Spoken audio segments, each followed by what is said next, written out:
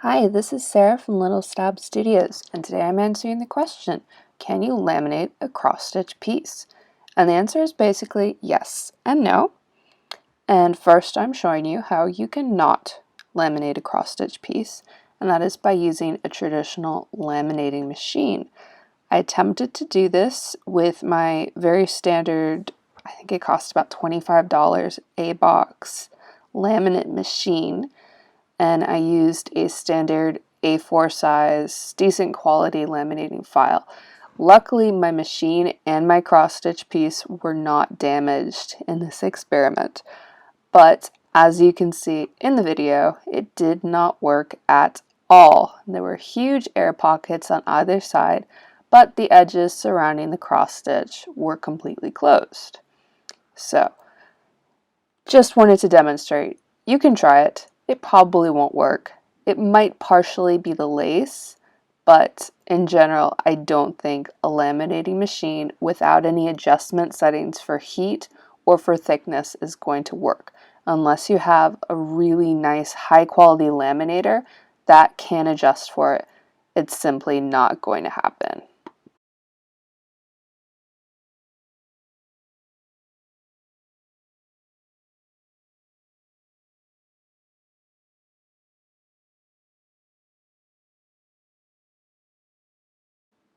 I forgot to mention, in case you're interested, this pattern is by Plastic Little Covers. It is Pros Before Bros, and you can find it on her Etsy shop, and I believe that she has her own shop now as well. A lot of cute patterns over there, so be sure to check it out.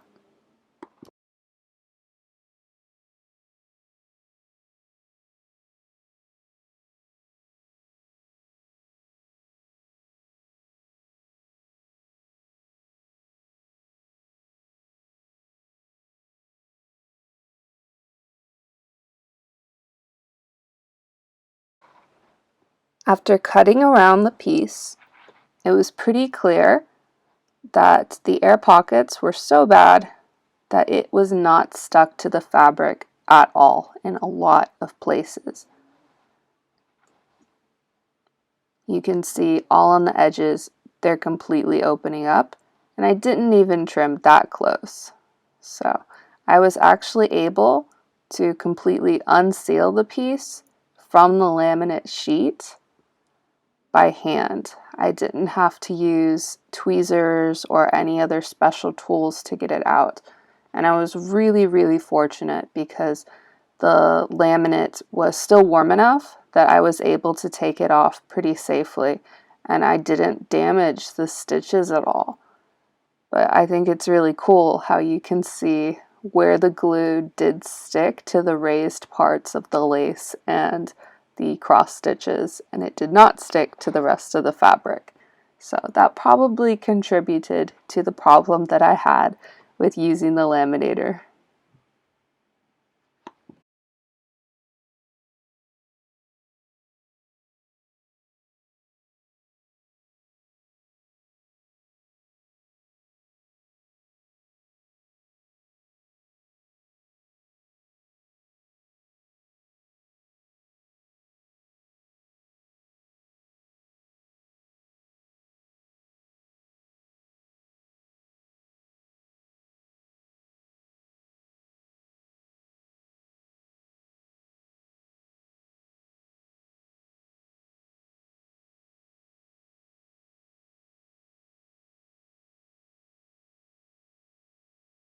So after trying one way that didn't work, I decided to try another way that should work.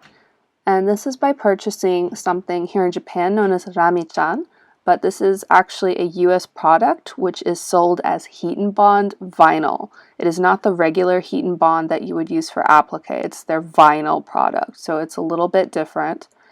And what it is a piece of vinyl that you peel off from the sticker sheet, like you just saw me do. You place over the right side of your fabric. I'm going to be laminating it on both sides. So first I decided to do the back, and then I'm doing the front.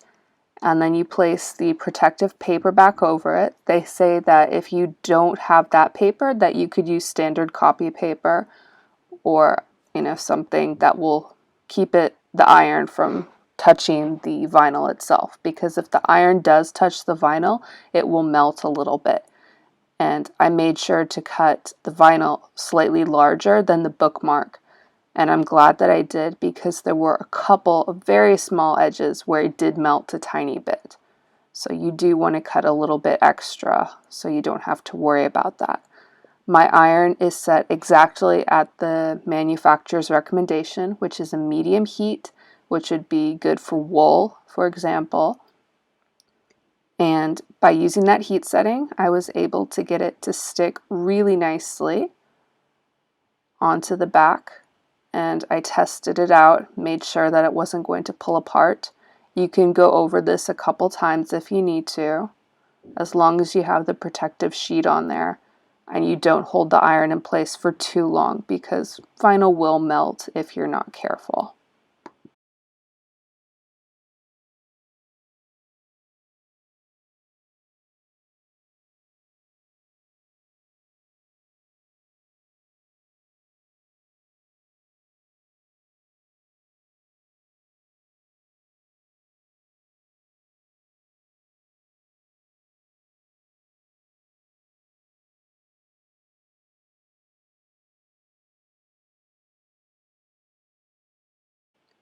Now I'm going to be ironing the front of my piece. I'm crumpling up the piece of paper here because on my box in Japanese, I might have misread it, because I was kind of tired when I did it, full honesty, and I was not translating as best as I could. But it looked like they said to crumple it. They might have just been talking about peeling it back from there. And when I looked on the manufacturer's website, they said that you only needed to peel it back from the paper backing. I did luckily smooth it out really well by hand before I ironed it, so I don't think I had any issues with the ironing because of my crumpling. It seems to be pretty resistant stuff, so I got lucky there.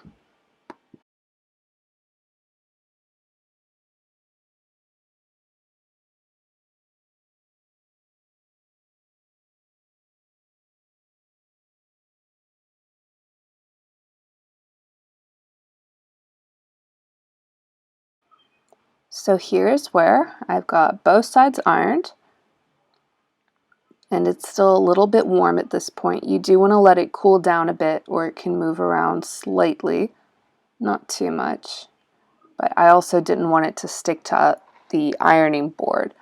My top piece was a little bit larger, so it was a little bit hard to get off. But in general, I found this pretty easy to work with.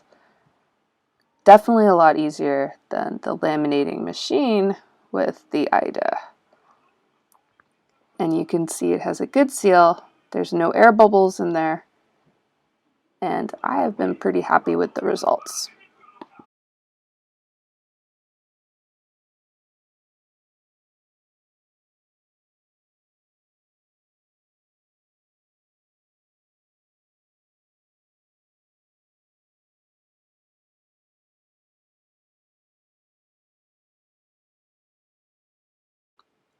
Then I just trimmed the excess vinyl away.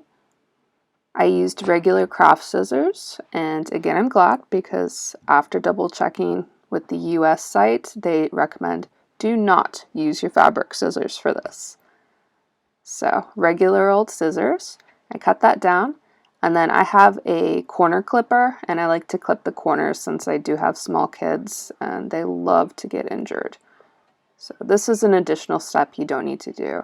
I do think it would also look nice if you cut scalloped edges, if that's something you'd be interested in, if you have lace on your bookmark like I did. It's totally optional, but I was really pleased with the results. I've had the bookmark lying around for a few days. I had my kids play with it so I could see what is it going to look like with standard use, and it's still doing pretty good. My daughter had a lot of fun testing to make sure that it was waterproof, and it looks like we were quite successful with that. So I hope that if you were interested in finding a way to laminate your cross stitch, that you found this useful. And please check out some of my other videos, subscribe to my channel if you're interested, and have a wonderful day. Happy stitching!